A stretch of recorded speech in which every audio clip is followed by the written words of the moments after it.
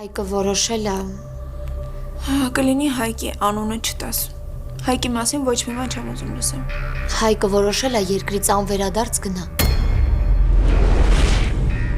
Ես իմացա, որ դու որոշել ես գնաս ու երևի քեզ անվերադարձ կորցնելու վախն է, որ հիմա որոշել եմ ոչ մի բան հաշվի չառնեմ ու ասեմ քեզ այն ինչ որ դու տենց էլ չլսեցիր։ Հայկո մեքենան պատրաստ է։ Մենք ներքևը քեզ ենք սպասում։ Արմո, չէ, ոնց որ